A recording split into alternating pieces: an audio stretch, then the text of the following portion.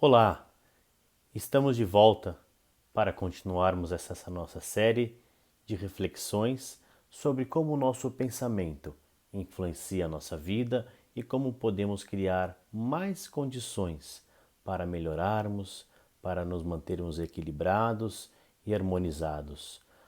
Fique com a gente para que você possa avançar nesse estágio de autoconhecimento, do qual todos nós temos a ganhar, buscando melhorar os nossos pensamentos em torno das condições em que todos estamos envolvidos nesses instantes. Hoje o nosso tema é sobre o nosso corpo, ou seja, como que podemos compreender as relações entre o pensamento e o nosso corpo, a atuação de nosso espírito e nosso corpo. Para começar, separamos aqui um trecho. Porquanto os livros técnicos de educação usual são suficientemente esclarecedores no que reporta aos aspectos exteriores do corpo humano. Lembramo-nos de que o espírito inquilino da casa física lhe preside a formação e a sustentação, consciente ou inconscientemente, desde a hora primeira da organização fetal, não obstante, quase sempre sob os cuidados protetores de mensageiros da providência divina. Não existe o acaso. O que podemos entender nesse breve trecho é a atuação do Espírito de forma presente desde o momento de nossa formação, desde o momento em que a concepção nos providenciando a formação de um novo corpo para a nova vida. Ou seja, se essa influência, se esta proximidade do Espírito atuando sobre o corpo exige na nossa formação, o que podemos dizer de como o nosso pensamento, de como o nosso espírito pode atuar sobre o nosso corpo, influenciando, sobretudo, a nossa saúde, o nosso bem-estar, trazendo consigo a soma dos reflexos bons e menos bons de que é portador, segundo a colheita de méritos e prejuízos que semeou para si mesmo. No solo do tempo, o espírito incorpora aos moldes reduzidos do próprio ser as células do equipamento humano, associando-as à própria vida desde a vesícula germinal. Para isso, é importante termos muito claro esta necessidade que temos de compreender que o Espírito está influenciando com toda uma herança carreada ao longo de tempos o nosso corpo. O nosso corpo que irá avançar, se desenvolver e muitas vezes, como colocando aqui, influenciando situações das quais necessitamos para o nosso reajuste, porque exprimimos nas células do corpo os reflexos positivos e os reflexos não tão positivos. Amparado no colo materno, estrutura-se-lhe o corpo mediante as células referidas em multiplicando-se ao redor dessa matriz espiritual.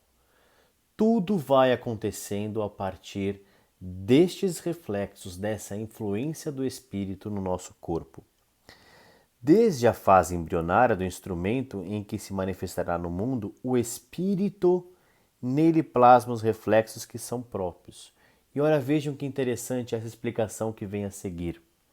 As enfermidades congênitas nada mais são do que reflexos da posição infeliz que nos conduzimos no pretérito próximo, reclamando-nos a internação na esfera física, às vezes por prazo curto, para tratamento da desarmonia interior em que fomos comprometidos. Aqui temos claramente uma explicação que nos ajuda a compreender e avançarmos com mais serenidade as questões em que diferenciam aqueles que trazem necessidades de doenças, problemas graves. Isto também é um grande momento de aprendizado, um grande momento de reajuste do qual o espírito está se fazendo valer dessa organização para esse novo ajuste. É por isso que muitas vezes, consoante os programas traçados antes do berço, na pauta da dívida e do resgate, a criatura é visitada por estranhas provações em plena prosperidade material, ou por desastres fisiológicos de comovente expressão quando mais irradiante se lhe mostra a saúde. Ora, quantos casos nós não conhecemos de que, num determinado instante, sem que houvesse uma explicação plausível, surge um momento em que o corpo reclama atenção, em que a doença surge, mudando todo o formato da vida daquela pessoa, mudando toda a sua forma de relacionar-se com o mundo, com os outros, colocando alguns impeditivos, uma adaptação tão necessária.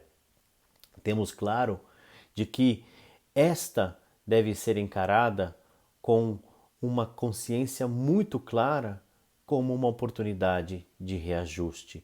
E isso está programado no trajeto de nossa existência.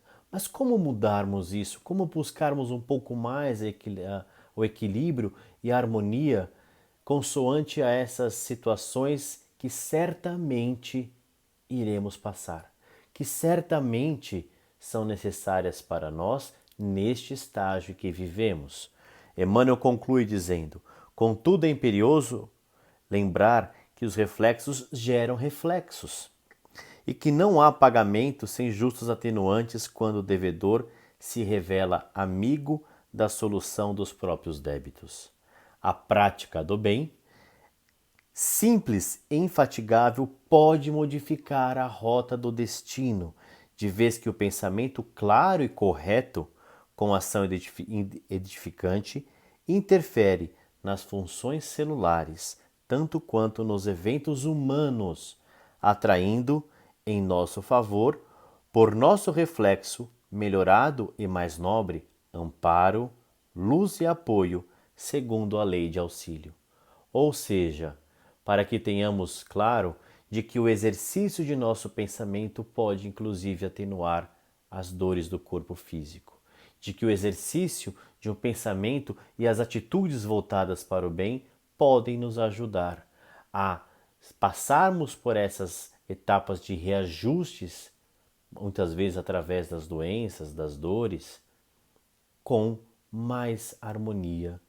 Desenvolvamos a nossa fé e tenhamos a certeza de que tudo acontece sob o amparo de nosso Criador, mas o nosso pensamento, a nossa atitude, o nosso compromisso com a vida é capaz de atenuar o nosso sofrimento. Sigamos confiantes, cuidando do nosso corpo, cuidando da nossa saúde, com pensamentos positivos. Parou?